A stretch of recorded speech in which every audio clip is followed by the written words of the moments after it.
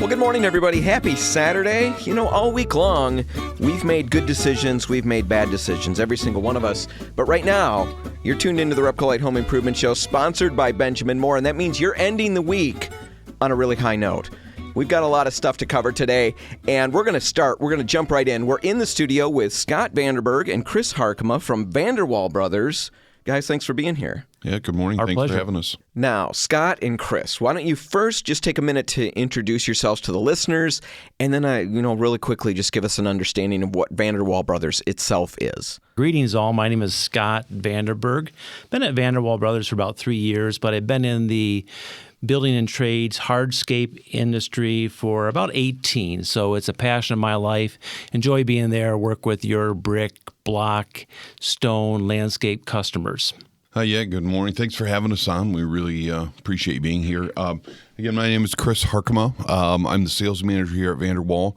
Been in the industry for probably 30, 35 years. I work in more of the commercial side of the business, build schools, commercial buildings, et cetera. So, All right. Thank you. Well, thanks for being here. Vanderwall Brothers, what do you guys all do? I mean, we've hit some of it, but kind of... Well, Vanderwall Brothers started with grandfather, third generation, now sold to our new owner, Kurt, who we currently work for. 100-year-old company. Mm-hmm. Been around for a long time. We've expanded from Spring Lake into Grand Rapids. We do commercial manufacturing of concrete masonry units, SRWs, segmented retaining walls, which we're going to talk a little bit about today, pavers, brick, real stone, manufactured stone. So a lot of masonry building products. All right. One thing to add to that is if you drive through West Michigan, many of the buildings that you'll go into or see are part of Vanderwall Brothers as far as the brick and the block. All right. And fireplace and stuff like that, because you have another component, right? Yeah, it's interesting. You see that. I come and work on the construction product side, but we do have a whole nother part of the business, which is a very large part of the business, is the fireplace side. So we have different people that manage that. Dan and Kurt manage that more directly. Yeah, and I think Kurt was in the studio on the show maybe a few months ago, and that's what we focused on. Correct. With him. So Correct. You guys cover a lot of stuff. We do. And what we wanted to get into today was basically talking about outdoor spaces. It's a huge category. Where do you want to go with this? What kind of things are covered when we're talking about an outdoor space? Sure. We could start with your outdoor space. Sometimes customers get that confused. They think of basically landscape. The outdoor space is, I would look at it as an addition that's put onto a customer's home. It's additional living space that's pretty much a lot more cost effective than redoing a complete bathroom or a kitchen. And many times, compliments of COVID, people are spending a lot more time in their backyard. So it's a very, very important category. That's very interesting you say that, because we look at the data throughout the country. We're seeing a huge switch by 20-30% of the people wanting more outdoor space, and specifically in a very lounge area, as well as turning into an outdoor kitchenette. They don't want to cook inside anymore. They want to be outside because they live at home. They work at home now.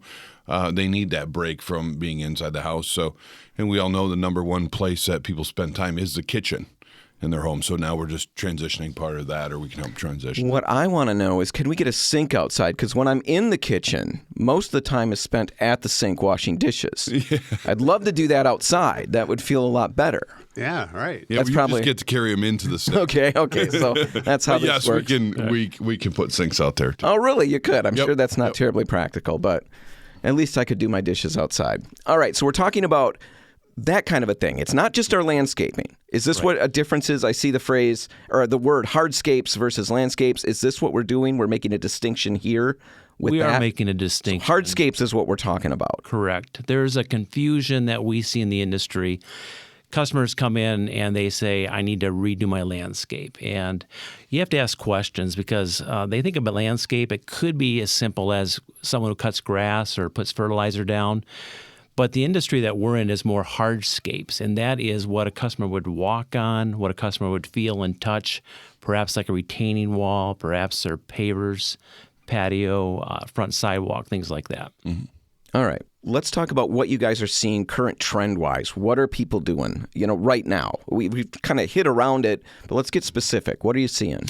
Well, what I've been starting to see is a lot of indoor-outdoor sitting areas where we have a see-through fireplace. We have a fireplace inside, as well as you can walk out and it attaches right to the back, and you can really service both sides of that fireplace. More of a lounge area. That's kind of the business that I've been seeing, but I get into more of the commercial side of the business as well. We see a lot of restaurants putting outside sitting areas in, lounge areas. So that's kind of the direction of what I see every day. In addition to that, we're seeing complements of television and industry. Shows like Backyard Takeover and Backyard Builders are really pushing the industry. Customers are wanting more and more in their backyards. They want to create that space that they feel very comfortable in. We're seeing trends as far as different colors, different textures, block sizes. Different colors. What are we talking about when we say different colors? Yeah. Typically, the older color was more of your red clays and smaller block. And now things are trending towards your cooler colors and sizes. Yeah, a lot of times we've been seeing a lot of grays, light grays with a hint of brown in the paver market. We've gone from a standard 4x8 paver that you see in a lot of driveways or streets to quite a bit bigger mixed pattern stuff. So we're seeing it. What kind of material? We actually see it mostly in concrete. Okay. Mm-hmm. In a concrete paver product. We do see some clay, but we're transitioning into also bluestones and travertine. So those, depending on the budget and the size, those shapes, colors, and textures get to change. So. All right. Correct. Yes. Like the clay pavers that Chris mentioned, those have been very popular for years, very durable as well. If you look at your city streets, perhaps in Grand Haven, under Grand Rapids, you'll find clay pavers on the ground still, and those are 100 years old. Mm-hmm. You can get more creative with concrete, though, different sizes, different shapes, different colors. Clay, you're pretty much limited to what comes out of the ground, which is your earth tones and reds. All right. So people are creating these spaces, lots of kitchen. I mean, is that the biggest thing? That's kind of what you were saying, right? We're doing a major remodel right now in our showroom, and we took out a bunch of outdoor hardscape products. We moved it outside, but we're doing a full kitchenette. So moving forward, probably in the next 3 to 4 weeks, you'll be able to come to a showroom and actually be in the kitchen that you want to look at. Possibly. Okay, because I'm just this is, at least in my brain, it's out of my budget. So I ignore things that I can't afford because I know how I live when I see something I want, but I can't have it. So I just don't even want to look. When you're talking about an outdoor kitchen, what am I using to cook with? Is it a gas, like a grill kind of a thing? Well, if you close your eyes, we can make your inside kitchen outside. Like exactly, grills, cooktops, refrigerators. So how is it protected? Again, I'm sure there are people going, "Oh my gosh, he's asking these questions. He's a moron." Not at all. But how does this a lot stuff of the products that protected? we do with are stainless. They'll be tucked under different tops. We do concrete tops, granite, quartz. Yeah, right. There's a lot of outdoor products that I'm lost in a rabbit hole here. Do I have to haul it in the winter? No, not at all. Nope. The answer is it's all fixed. Do people use these kitchens in the winter? Some diehards will. Yeah. They got snowshoes, the big fuzzy hats. Your professional chefs, your connoisseurs. The Michigan winter this last time, a lot of them were used for sure. Yeah, for sure. Pretty mild. You can use them year round. Mm-hmm. All right. And we can do that, depending. We can put pizza ovens out there, wood pizza ovens, gas pizza ovens, right? Gas fireplaces. Yeah. We got a lot of different options. Okay, so many different options. Yeah. All right, I think what we're going to do is we're going to take a break because what I want to do on the other side is talk to the people out there and kind of walk them through the process. If they're thinking that this might be interesting, what do they need to know? How can they start planning it and trying to figure out if it'll work for them? Can we do that? Can you hang with us? Sounds great good. Conversation. All right, we'll be back in just a minute with Scott Vanderberg and Chris Harkema from Vanderwall Brothers. Stick tight. And we're back. You're listening to the RepcoLite Home Improvement Show, sponsored by Benjamin Moore. And we are in the studio with Scott Vanderberg and Chris Harkema from Vanderwall Brothers, and we're talking about outdoor spaces You know, creating those outdoor spaces, we've talked about in the beginning how this is a cheaper way, really, in the grand scheme of things, to give yourself more living space. Let's talk about how we do it. Where do we start? If I'm sitting at home on a Saturday morning, I've got my cup of coffee, I've got a little notepad, where do I start? We see this all the time where customers will come in, they'll see it on TV, go through Pinterest, find it on the internet, and come in with a picture. So I would say the easiest place to start is just to stop in our showroom, because we're connected to designers, we're connected to landscape installers, different suppliers, and we have an opportunity to show you different products. And probably the first place to start is to see what products are available in your market. Right. In addition to that, if a customer can bring their vision to us, we can really help them create that Eden as far as their backyard is concerned. I remember several years ago, a lady came in, elderly lady, and she had an alley right along the back of her house. So she had a 10-foot by 21-foot strip. And she said, I want an Eden. I want a tranquil place that I can go, and I want to feel like I'm by myself. And so we were able to take and create a backyard makeover in that 10-foot by 21-foot area, put pavers on the ground. We put a trickling water rock in there. We put a fence up to help give her that solitude that she needs. So it can be something really small like that, or something on a very grand scale where you're redoing a backyard that could cost $100,000. Okay. So you said I can bring my vision. I'm going to be straight up honest. I'm going to struggle to even have a vision at this point because and in fact, my vision from experience is going to be pretty lousy compared to what somebody who knows what they're doing would know. So can you also help me find that vision? 100%. Again, a lot of customers that I talk to that come into the office, they have vision in specific pieces of their outdoor space, or in indoor outdoor space.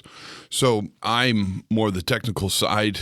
That's where I work. Scott does a lot on the drawing side. He's creative end of the business. So he fits really good in what we do. We work well together, but we can reconnect back out, either do some drawings inside, get an idea, or talk to different landscape designers and engineers. They'll easily do that work for you. Take that vision and put it on paper. And help me come up with a good plan. Correct. And the best use of my space, because I'm not going to imagine that myself. You got it. I'm going to have a bunch of lousy ideas, and you'll have to walk me down gently so I don't. Well, I think a lot of times too feelings. Is the budgets. People have a budget, and then they see different pictures, and what they're looking at is $100,000 to $200,000 patio. And then they say, well, that's not my budget, which is to be expected. We all live in different areas and have different budgets. So I think for us, the simple part is say, okay, let's get the overall long-term, what you want on paper, and then we can help maybe go through that in stages to fit your budget. So, all right, so you can work with me largely no matter what my budget is. Yeah, for sure. We can at least get some ideas out there and start that process. Mm-hmm. If you come down to a showroom in Spring Lake, you're going to see well over probably 60 different stone veneers that we can use outside. The outside patio has probably close to 20 or 30 different pavers that we currently offer, and you can see them down in color and in texture. We've got I think we just installed our new bluestone and travertine across the front, and 4 or a lot 5 more steps. Yep. Fire pits as well that are operating that they can see as well. So that's a great place is the vision, because you don't always see the true color come through in print. All right. So we'll get all of the information about where you're located and all of that. I know that you guys are located. We've got listeners out on the east side of the state as well. You guys are located west side, right? Yeah, we're on the west side. Our main office is in Grand Haven, Spring Lake, Muskegon area. We have another fireplace office in Grand Rapids as well. So we predominantly service the Southwest Michigan. Okay. Although we do have friends throughout the state. We have some customers that come in from the Chicago market, stop here. They're working on another home up north. We've got a lot of friends and a lot of phone calls. So if you have a project somewhere in the state, we can probably connect you with the appropriate contractor. And we do have outside salespeople who can assist and go to job sites as well. All right. So what I'll do is get some of that information from you and put that in the show notes later down the road. So anybody on the east side, if this is something that's interesting to them, we can connect them with some companies out in their area that you guys feel really comfortable with. Yep. So, okay. Visiting a showroom, that's a really good place to start. You don't have to come in with a plan. You can come in completely oblivious to really what's possible. Correct. And you're not going to laugh us out of the studio, No, out of the office. We'll help you identify what your That needs happens are. more. That you laugh people out? No. Okay. I wanted to clarify because I knew. That's why he's on the design side and I'm not. So. Yeah. Okay. What about DIYing some of these things? How does that work with you guys? Are you happy to sell me the stuff and I can go put it in myself? Is that something that you really don't want to do?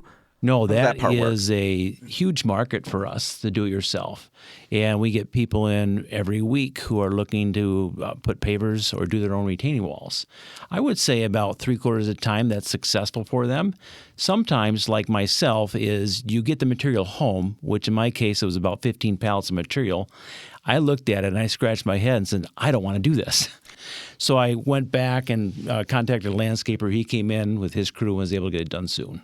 Okay. And would you guys connect us with that type of contractor if we got to the point where we're like, hey, we're over our heads here? Absolutely. Oh, 100%. Okay. Yep. There's 3 different tiers of this. There's a do-it-yourself tier. Then there's the tier where the customer has the vision. They got it on paper. They did their scratches, and they just need someone to put the materials in. We can connect with landscapers who are really, really good at the form and function. Then there's also one more tier, and that's the professional design aspect, where the customer doesn't have a clue. They need someone to design the backyard. We have landscapers who will actually lay it out with either a CAD system or pen and paper and give them a backyard makeover and on paper, which includes all their hardscapes, all their fire features, in addition to all their plantings as well. All right. So you guys will supply the materials and you can hook us up with the people to put them in place, or do you come and put them in place for my backyard? No, we do not. Gathering no, that you we don't, we right. do not self-install on the hardscape part of our business, just in the fireplace side. But you connect us with the people and that'll be seamless. Correct. All right. Correct. What are your hours? When are you open? Monday through Friday, we're open from 7 to 4:30, and then 8 to noon on Saturday. 8 to noon on Saturday. In addition to the store hours, the outdoor showroom never closes, and it's lit up, so a customer can come by anytime, evening, and take a look at all the pavers and the landscape and the hardscapes that are on the ground. We do have one of the best showrooms in West Michigan, so it certainly is worth a visit. The other thing, too, is if a customer can't make it in and needs the attention, we can certainly work by appointment as well. All right. So let's get out your information. That showroom, where is that located? Let's start with that. For those of you who type something into your Google Maps, it's 19156 174th Avenue in Spring Lake. And phone number is 616-842-4500. All right. We'll put all of that information, the links in the show notes. Really encourage you to check it out. I mean, I like the idea of just strolling through, even if you guys aren't around. Sure. Whenever I can get out there, take a look. Maybe something jumps out at me. Maybe I can afford it. We'll find out. All right. Chris Harkema, Scott Vanderberg, Vanderwall Brothers, thanks for being here. Our Thank you pleasure. for having Thank us. you. Now, all right, it's time for a break. Grand Rapids listeners, you're going to get news and weather. East Side listeners, you're going to get a RepcoLite Rewind. And when we all get back together, we're going to be talking about outdoor spaces that many of us already have, but which could look better. Of course, we're talking about decks, and we've got the scoop on what you need to know to make yours look great. That's all just ahead. Stick around. And we're back. You're listening to the RepcoLite Home Improvement Show, sponsored by Benjamin Moore. And Dan, outdoor spaces sound really cool, like I want to have one, but they also sound very expensive. I know it's a little intimidating. It is. But remember, we just finished talking with Vanderwall Brothers, and they talked about how they can work with any budget. That's Right. what I got to keep telling myself. And they talked about how you go in there and they'll help you craft a plan that's maybe a long-term. Like an incremental thing. Yes, incremental. I can do things according to my budget and get where I want to go. Yep. So, we all can get there to some extent, one way or the other. It just takes some of us longer than the rest of us. But we've all, or at least lots of us, I certainly can't say all of us, but a lot of us have decks. I'm one of the ones that does not. You don't have a deck. No, I have patios. Well, see, that's pretty good too, but it's not. It's a whole different prep stuff. Oh, yeah. Talk about. So don't do what I'm going to recommend On a patio, concrete necessarily, patio. right? Not going to work. But we've got outdoor spaces like that, and we can get them. You know, your patio is a great outdoor space potentially. Sure. Just waiting to be turned into an amazing outdoor space. My deck could be an amazing, let's just be honest, it could be a pretty good, Adequate. an adequate outdoor space. Good enough for me, but it's not. It's not looking great, and it's disappointing. This spring has not been conducive to getting these projects done. We've had Cold and wet. and now it's like ridiculously dry, and everybody's yard is dead. And Yeah. like the Sahara out there, and someday we'll get that nice balance, and I won't have anything to crab about. But spring really wasn't great for getting our decks done. A lot of us tackle those things. So that's what we wanted to talk about in this little segment here, because we want everybody to have a good outdoor space. Right. If you've got a deck, we're going to walk you through some of the things you need to know to make yours look great again. And before we jump in, there's a ton of different things that we could be talking about here. Decks could go in a bazillion different directions. Right. You know, what wood do you have? Is it brand new wood? Has it ever been coated before? Is it just wood that's grayed over time? Is it some exotic hardwood? We can't address every single thing. You know, that's what the people in the stores at any RepcoLite location, they are there to help you with that. Just come in with some pictures and they will walk you through the right steps to help you get it looking great. Now, what we're going to talk about today, right now, are some basically generic steps. We're going to kind of focus on my deck and my situation because I think it's pretty common. Now, what I've got going on is I've got a deck product on it. I put it on a couple of years ago, and winter has been unusually cruel to it. Okay. So it's pretty stained, it's pretty dirty, pretty sad, and I want to get it cleaned up. Now, I got a couple of options. If you're in that boat, there's a couple different ways you got to go, and you got to get it cleaned or you got to get it sanded before you can move on to putting a new product down, because a lot of these products are translucent or transparent to some degree, and that wood color underneath affects that new color. The dirt that's underneath. If you don't get that off, you're going to see that and encase it. Right. And then you're going to have a problem that lasts a lot longer, and it's going to look bad for a longer time. So you got to get it cleaned or you've got to sand it. We're going to talk about both of those. Getting it cleaned. Benjamin Moore has a number of different deck prep products. The basic system that most people are going to need is called Restore and Brighten. Two different products that you would need, Restore and Brighten. And Restore is made for decks that maybe have never been coated. They've just grayed. They've got that extremely driftwood. weathered. Right, extremely weathered. This will bring it back and really get it looking great again. And maybe it's had a coating like mine has for a while, but a lot of it's weathered off.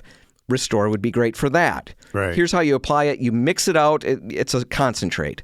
So you buy the gallon of it. You mix it in a little garden pump-up sprayer. Add water. You kind of work around with the mixes until you get it exactly where you need it.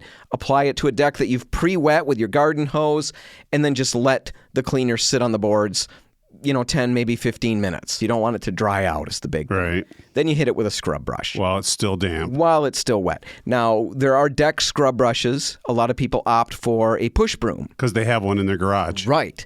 I would recommend the scrub brush because it's actually just the way it's built, the angles that it has, it's just easier to work with. You think the push broom is going to be better? I've done it both ways. You can do it quicker, it's wider. It's not better. It just doesn't work as well. Right. So the scrub brush is going to give you better results. So hit it with the scrub brush, then rinse it off. You can use a garden hose, you can use a power washer, whatever you need. Then you need to neutralize it. So you do it one more time, that whole process with a different product, and that's that Brighten product. Right. And that's an important step. It will neutralize the product that you put down, that first cleaner, The that Restore product. But it will also really brighten the wood. There's a noticeable difference that takes place when Brings you it apply back that. to almost like the original color of fresh wood. Exactly. So do that, rinse it well, and then you've got to let it dry for 2 to 3 good drying days. Right. And in this weather, We've got that covered. no problem. A lot of the times, this is a struggle because people end up with, it rained on the second night. Is it too wet? Well, a lot of the times it is. Yeah. Right now, you're golden. You could do that. Right. Now, Benjamin Moore has a couple other products as well. Remove and Clean. Remove is made for basically stripping off removing a finish. Yeah, another coating. So you might need that. Clean is just a maintenance cleaner. And in fact, I mentioned my dirty deck, Yeah. the one that I didn't like anymore, and I thought it needed new product on it. Nope, it just needed to be cleaned. Uh-huh. And that's how I know the deck scrub brush works better than the push broom, because the clean applies just like we talked about with the Restore and the Brighten. Mix it up, put it on, let it sit for a little bit, scrub it around, rinse it. And yeah, I've got good enough results. It's clean enough. It's going to get me this whole year. I'm You're happy calling with it good. Yeah, I'm pretty pleased with that. Nice. So depending on your situation, there are a number of different chemicals that you can use that will get it cleaned. Right. Now, we do mention, or I did mention sanding it.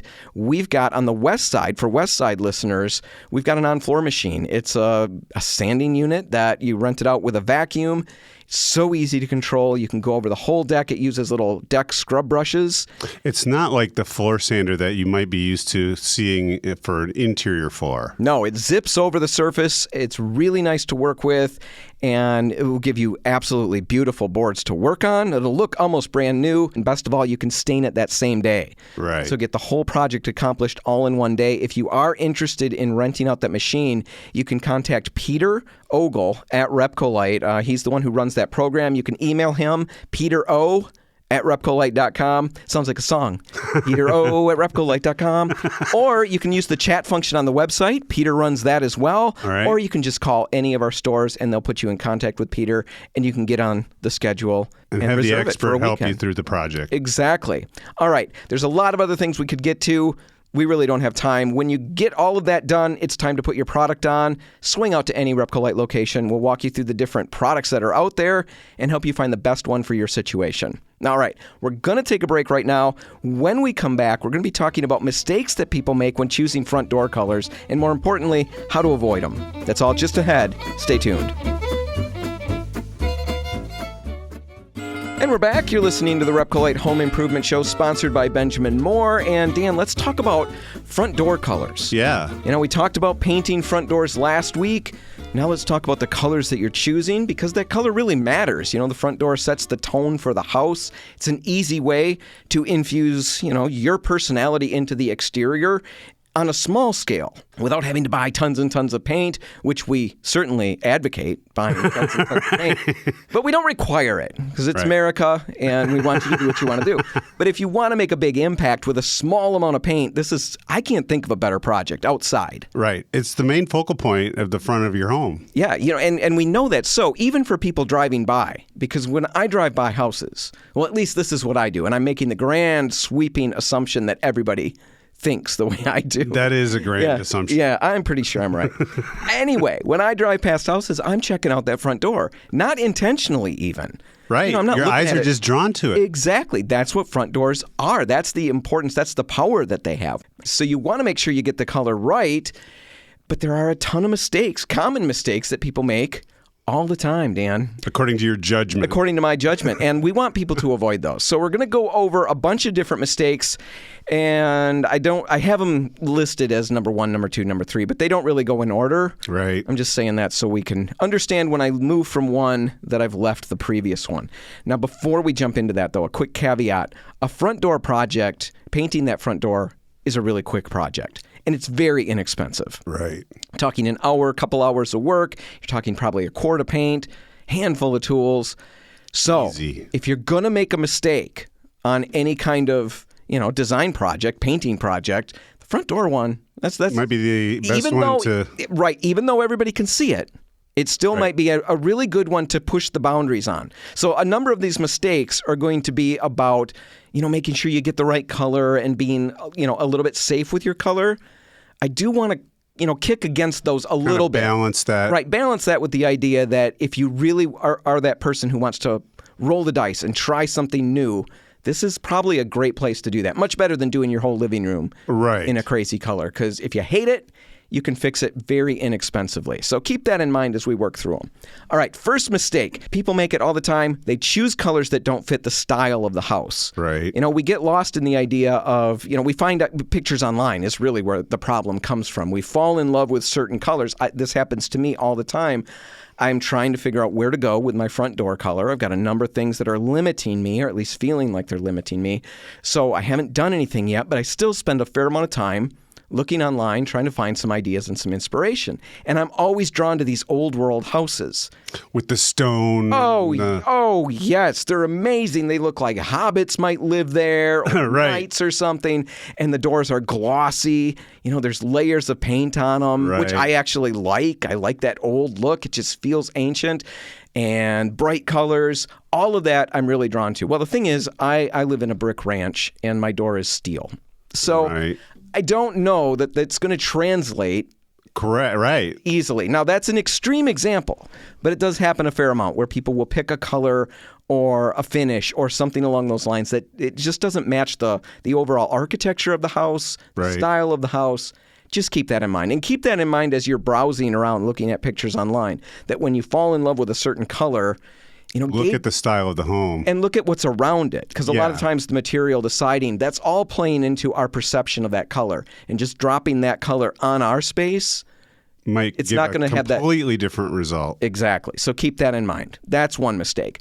Another mistake number 2, choosing a paint color just because it's trending. Now, this is a mistake I really think on most paint projects that people can make. Yeah. And, you know, trends are really exciting when they come out. A new color, the color trends, color of the year, all of that's exciting. You know, we haven't seen these colors being used in this atmosphere before or in this application. You know, Benjamin Moore's color of the year is raspberry blush. And really bright, pretty bold, and we don't see that used in interiors a lot. So designers were all over that. Right. You know, in fact, I was talking to a bunch of designers, and I was very curious why they were so in love with this color, because I couldn't get on board. You know, I still can't. I appreciate the fact that it's pushing my boundaries, all these Right. things, but it's not a color I love. And yet they were all excited. But they're excited because it's so bright and so bold and different. I said, "You love this color?" They said, "No, not necessarily." What they really love, the bottom line, the reason so many designers get excited about these color trends and talk about them, from what I'm gathering from these conversations, is that they work so much in the world of white paint. They're Right. designing kitchens for people, and everything is white. Cabinets All are the white, walls are trim, white, everything's interiors white. of houses. Over and over and over again. So all of a sudden, somebody comes out and says, "Let's go crazy with color." They're all excited. Now, they're not excited necessarily to put this all in their home. They're In excited your to put home, it in maybe. your home. They're excited to work with it, right? Right. If you only worked with white fabric, if that was your job, you know, your what did they do? They check shirts for quality, right? Yeah. And you put a little number in the pocket because you're number 3. If all you ever looked at were white T-shirts, you'd probably flip out when a red T-shirt came through. Right. That's what this is all about. Do they love the red T-shirt? Not necessarily, but it's exciting. It's new. And that happens to us when we're looking at these color trends and we think, wow, I was looking for a color for my front door. Maybe this is the way to go. It's so exciting. It's so bold. Up and new and Really, coming. really think about it. Make sure you can live with it over time. I remember personally lime green. I was working at the Lakewood store in the late 90s, and lime green was like all of a sudden the thing. Yeah. And I was pumped. I was going to put that in my kitchen. I just had bought a house, and the whole kitchen's going to be lime green. Oh my. I am so excited. I had the colors picked out. I hadn't gotten the paint yet. And because life is busy, I didn't get on it right away. About 2 months later, I'm ready to start, and I pull the color chip, and I'm looking at it, and I'm starting to wonder, What was I thinking? what in the world? Yes, I hate this color. And went with the beige, you know, because that felt right at the time.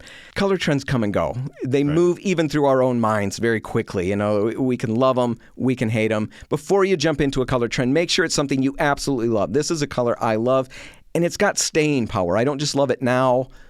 I'm going to love it for time to come. But that's where that caveat from the beginning comes in. If you really want to roll the dice, it's a quart of paint and a couple hours worth of work. Right. If you don't like it, you can paint over No it big tomorrow. deal, but it is a mistake that people make. Another one, choosing too dark of a color with a storm door in place. Right. Heat buildup. Yeah, people don't think about this, but that glass in there, how hot do you think that can get in between that storm door and my front door, especially if I've got a dark color on that front door? Well over 100 degrees. Oh, 150 degrees. We've seen the plastic melt. Yeah. It can get that hot. So you don't want to go with a dark color in those situations. Right now, you know, you look online and you talk to realtors and stuff like that. Black is a big front door color. And that can be fine if it's the standalone door for the most part. Put a storm door in front of it now. Oh, man, you've turned that into an oven. Yeah. and you're going to have a lot of problems. You're going to have a lot of problems. If you've got that storm door situation, you're going to want to go with a lighter color that's going to reflect some of the light coming in, not suck it in. It's not going to create quite the heat problem that a dark color will. So Right. keep that in mind.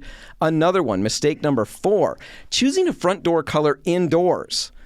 I don't know that we always think about this, but I know we talk about it on the show all the time. We talk about the importance of lighting when you're picking your colors. You know, people will come into the store and they'll stand at the color rack, and we've got, we try to get daylight corrected Yeah, like fluorescence light and all bulbs of and that. stuff. But it's still, you're in a store, you're at a display, you're looking at colors. Go home and look at it in your lighting. If you've got incandescent bulbs or soft white LEDs or something like that, the color's going to look different in your space. It looks different at different times of the day, even in your space. So definitely, when it comes to even painting your front door, you don't want to buy that color, buy that By paint. having looked at it indoors. Exactly. Whether it's in your house or wherever, you've got to look at it where it's going to go. So look at it outside, and you could put all the little color chips, the little 1x1 color chips over your front door. You're going to need about 6,000, and you'll cover. Might take longer than the actual painting You'll have to project. hit all the RepcoLite locations to get them. You could do it that way. That's kind of a dumb way to go. Benjamin Moore makes color samples. They're half pints now. Yeah. They used to be full pint. pints, right? Now they're half pints, and $5.99. So very inexpensive. You can get them in any Benjamin Moore color, and that paint inside of that is made for interior use. Right. So we can't actually put it on the door. Don't put it on the door, but you could paint some foam board or something like Yeah. that. Hold it up and get a look at the color outside in daylight, and look at it at multiple times of the day, a couple different situations, cloudy, sunny, if you can. It's going to help you understand and see what that color is going to do and give you a much better idea, a much more accurate idea than just looking at color chips inside. Typically, a color will look much darker on a chip indoors than it will actually look on the surface outside. Right. Once the sun hits it, It's much lighter. Shades are really difficult to really pin down what that means, but most people have a perception of what that is. You're probably looking at 2 shades lighter outside. Yeah. When you're looking at it. So be aware of that. Make sure you're sampling that color. Make sure you're looking at it outside before you choose it. One last one that we've got time for, and then what we're going to do, well, I'll explain all that in a minute. So everybody's going to have to wait excitedly. What are they going to do? They are. What do you think they're going to do? I can hear the excitement. I bet they're going to give away a lot of money or something. No, that's not it. Anyway, 1/5 mistake that we're going to get here on air, using the wrong paint. You go through all this work, you prepare the door, you do the work, you choose the color, all of that. You want to make sure you're getting the best paint that you can. It's a quart of paint. So it's not a lot. This is one of those projects where you can splurge. Yeah. And it's really not going to hit you too hard in the pocketbook. We'd recommend Benjamin Moore's Aura Exterior. It's excellent. They got color lock technology, which is going to resist fading. There's still certain colors that we would say you don't want to use this outside. It's going to fade way too fast, even in Aura.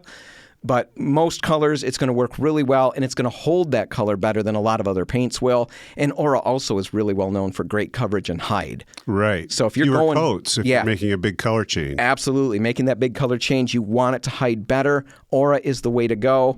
Another option would be RepcoLite's Endura product we make. We've got proprietary colorants that we put in that will also resist fading really well.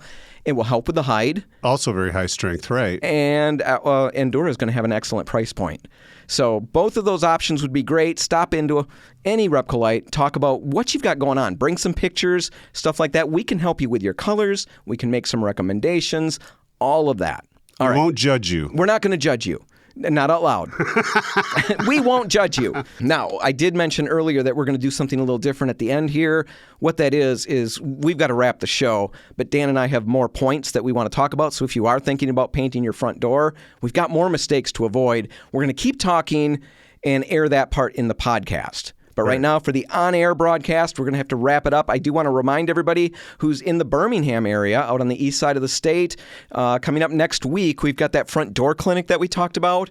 Stop out at our Birmingham store, and the manager there, Scott Hudgens, will walk you through everything you need to know to get your front door painted. It's a free clinic. Definitely stop out if you're in the Birmingham area. We'll have more information in the show notes, or you can just check out RepcoLite.com. All right, it's all the time we've got. We're going to wrap it up. If you want to catch this one again, you can find it online at RepcoLite.com. Whatever you do today, make sure paint's a part of it. The RepcoLite stores are all open, waiting to help. I'm Dan Hansen. And I'm Dan Altina. Thanks for listening. Okay, Dan, we've got more things that we wanted to talk about, and now we don't have the pressure of time Of a constraints. ticking clock. So we can go for about 4 hours straight. Got a bunch of water here. Should be able to make it. Now, we got through 5 mistakes. The sixth mistake that I really think is important is asking for too many opinions. Oh, right. Right? We're social creatures, and many of us get nervous, most of us get nervous about big changes. And the wrong door color can be a big change. It's something that everybody sees. You know, Right. that's something that I think is important to think about. I can mess up the color in my living room or wherever, and how many people see that? You know, the people who live in my house, a few people who visit, the people who visit. Very small numbers. Yes. It's a very same elite here. crowd that's allowed on the premises. In the home. Right. But outdoors, the front door, everybody Everyone sees it. You know, I hate working in the yard sometimes for that reason, if I don't know what I'm doing.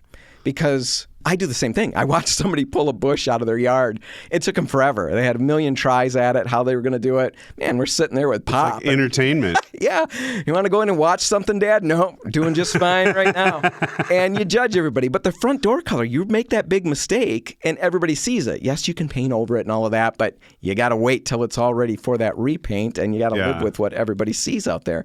So we want to get it right. And so what we end up doing, you know, getting back to the mistake, is we ask for help. You know, we reach out, we ask a lot of opinions. I see people do this on Facebook, social media all the time. Best front door color, go. And then they're just waiting for the feedback to come in. And the problem with the feedback, you know, it can be helpful. Not lots. Sure. Of course it can be helpful. But all too often, we're flooded with opinions. You know, more choices isn't usually better. No. It really can muddy the waters. I'm not sure where to go. And sometimes what happens is you get more powerful personalities. I deal with that all the time, that will basically talk me out of my initial idea. Right. Talk you into something that doesn't feel right to you in your gut. Yeah, and they're just stronger personalities. They believe it so completely, and I'm always hedging and wondering. Okay, well, they're pretty confident. Maybe I they're should just smarter run with than what me. they're saying. And then I regret it later. The other thing that happens when you ask too many opinions, and this one really plays out, you know, picture this. You call your mom.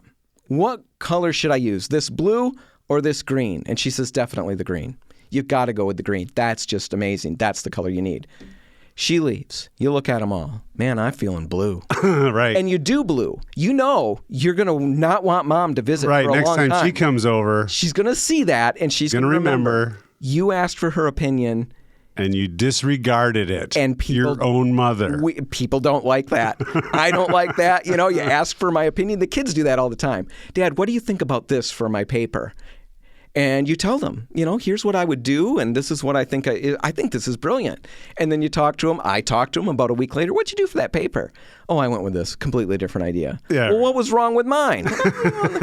It's just awkward. So be careful about asking for opinions. It can really mess things up, and it can really stress you out. Right. So keep that in mind. Too much of a good thing. Too much of a good thing. Mistake number 7, choosing colors without considering your neighbors. This is kind of twofold. There's this whole thing about being a good neighbor. That's one part of this. And the other part is not being the talk of the neighborhood. You know, let's talk about the good neighbor thing first. You know, you want to pick colors that kind of play nice in the neighborhood. Sure. We've all seen houses where there's the sore thumb house. Right, you know, where it really stands out. And you got to know the neighbors are probably a little bit annoyed. Right. Now, does that matter in the grand scheme of things? That's for everybody to decide. Again, it's America. This is how it works. But do you want to be that person? Do you want to be the thorn No, in not their necessarily. side? Not if you don't need to be. The other thing that happens, and you know, this is always a delicate dance in the store, but somebody will come in. That doesn't happen tons of time, but it does happen enough where somebody comes in and says, here's the front door color I want to use. I'm very excited about this. Oh, great. So you get ready to mix it up, and they say, yeah, the neighbor has this. Just put it on, and it's beautiful. Okay. See, most people are, you know, pretty, they've got some ownership in that. Right. And they found that color, and to have their neighbor duplicate the color, That doesn't feel good. not always the best thing. If you're going to do that, I'd talk to them first, see how, if they're comfortable with it. Again, you got to do you and make it work for you. But keep that in mind. Duplicating somebody's color, even if they're down the road, if it's an amazing color, They're probably pretty proud of that. There's another amazing color that you could find that you could work with. Maybe similar. Yeah. It's kind of like naming your child the same name as somebody else in your family. I love that name, so I'm taking it too. Yeah. And my kid's going to be a better one of those than yours. So anyway, keep that in mind. Be a good neighbor. The other thing is you don't want to be the talk of the neighborhood. Just like I said, we've all driven past houses where you wonder what in the world they're thinking. What if you were the talk of the neighborhood in a good direction? Well, see, that's what you're shooting for. Right. You're shooting for that. You don't want to be the talk of the neighborhood in the what were they thinking. So that's why you want to play nice too. Look at the overall aesthetic of the neighborhood. Yeah. And don't go way outside of that. It Right. would be a recommendation. Right. Do what you want to do. It's America. All right. Not last one, second to last. Choosing white if you're a normal person or a normal family. Choosing white for that front door. We see a lot of white front doors. Sure. Kind of feels like an easy, safe choice. But it doesn't, I shouldn't say it doesn't hold up. It doesn't stay clean. It gets so dirty so fast. Everything shows. If you're a normal family. Now, if you everywhere you go, you've got the little white gloves and, everything is So you never perfect. use your front door. Right. Maybe you're fine. And maybe you love washing doors. Yeah, maybe that's a good Could pastime. be, for you. I just can't wait to get up on a Saturday morning and start scrubbing the door. If that's you, white would be probably right up your alley. But if you don't want to be doing that and you don't want to be dealing with the disappointment of, boy, this always looks dingy, always looks a little dirty, then go with something that's got more color Something to it. that's not You white. don't have to go to a dark color. That doesn't mean that. Just anything with a little more color will help you. And it's also got a secondary benefit. White does not hide very well. Right. When you put just white on, it takes more coats to make Right. that work. If you go with something that has even just a small amount of colorant in it, that Has colorant helps. much more hiding. Oh, much more hiding power, and it's just going to be easier to work with, easier to keep clean. So think about that. Last mistake that we're going to hit, choosing colors without considering your surroundings. I think this is pretty basic, pretty straightforward. That's why we did bump this one to the last. When you look online, this is like first one. So maybe we really messed up in our decision here.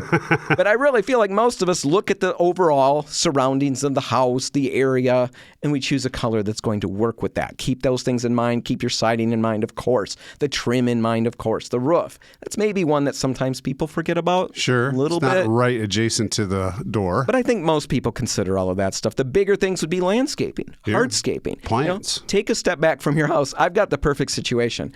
I've got one eye that is extremely nearsighted, and the other one is pretty good. So it kind of balances me out. I can see Right. distances and I can see up close really well. They work well. But the other benefit is if I close my good far distance eye, Oh, everything gets blurry. everything is blurry. So I can stand back and look at my house with my one eye, my blurry eye, and I get the overall color. It all blends together into one overall color. Right. So I can see what the surrounding of my house really looks like as a singular color. So another thing would be, imagine taking a black and white photo of the front of your house. Mm-hmm. If the door color, even if, say, the door color is lavender and the siding is tan, if you took a black and white photo, they look like the same depth of color, it's probably not a good choice. It's better to have more contrast, light, dark. Yeah, so get an overall view of the surrounding colors of your home. Keep your landscaping in mind. We've seen people really get hung up on matching annuals. Oh, right. They've got a lot. They've got these annuals in flower boxes outside their front door. They want to match to that. That's all good. We can do that. And if they want to repaint the door next year, if they've got different annuals, that's fine. Just keep that in mind. Those are just annuals.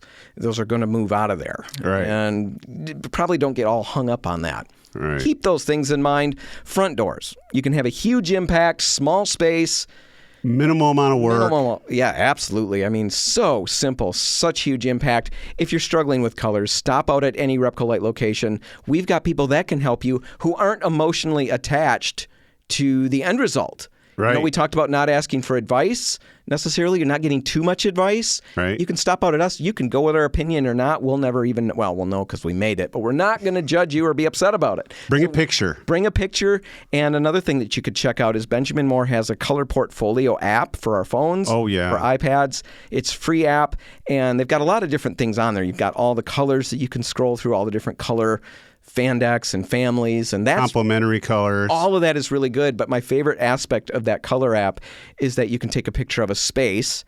Generally they're doing rooms and stuff like that, and then you can, by a little manipulation, you can put your colors on the walls and stuff and Right. see what different colors look like. I've had mixed success with that, but it is brilliant for front doors. Nice and Snap simple. a picture of that, draw a rectangle around your front door, and start swapping colors out and see what it looks almost in real time. It's not perfect, but it's really going to be a lot of fun, and it'll get you much closer, and then you can start sampling a couple of colors and go from there and get the perfect color. Right. All right, I think we've exhausted this topic. Okay. All right, and that's the end of the show. I already wrapped it, but we just want to thank everybody for hanging out, listening to the rest of the podcast. Make sure you subscribe to the podcast. You'll never miss another episode, and we'd love it if you'd go and give us 5 stars. Yes. Unless Is that the maximum number? Well, that's of what I stars? was just going to qualify. If you're at some place and it's 10 stars, please give us 10. We don't want 5. That would be just a lackluster review. Give us the best possible that you feel Please, comfortable doing. please. Please. Yeah, it's America. Do what you want. Have a great weekend. Thanks for listening.